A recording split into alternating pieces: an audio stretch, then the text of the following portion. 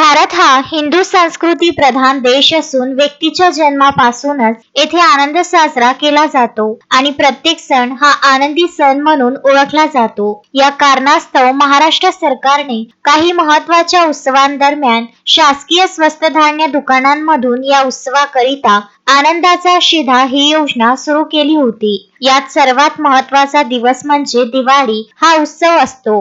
परंतु या दिवाळीला महाराष्ट्रातील जनता ही या आनंदाच्या शिधापासून मुकलेली आहे। याला त्यावेळी शासनाने कारण दाखविले की निवडणुकीची आचारसंहिता आहे। निवडणूक संपली, जनतेने मागील सरकारला भरभरून मते दिली, मात्र आता सरकार विसरली की काय? 2 महिने होऊन देखील जनतेचे तोंड अजून गोड झालेले नाही, कारण आनंदाच्या शिधा अजूनही मिळाले नाही। त्यामुळे जनतेमध्ये अतिशय भयंकर रोष निर्माण होताना दिसत आहे। एवढेच नाही तर लाडकी बहीण योजनेमध्ये काही शर्ती आणि अटी टाकण्यात आल्यामुळे लाडक्या बहिणी देखील नाराजी व्यक्त करीत आहेत।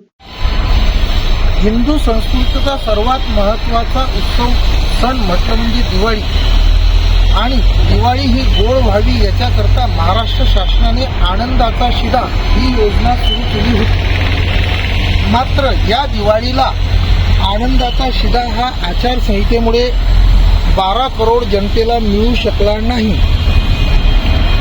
परंतु सत्ता येऊन 2 महिने उलटली, मुख्यमंत्री उपमुख्यमंत्री सुद्धा झाले, मंत्र्यांचं सुद्धा वाटप झालं, मंत्र्यांनी पदभार सुद्धा स्वीकारला, परंतु अजूनही महाराष्ट्राची जनता ही उपाशी दिसते, कारण तिचं तोंड गोड झालेलं नाही आहे।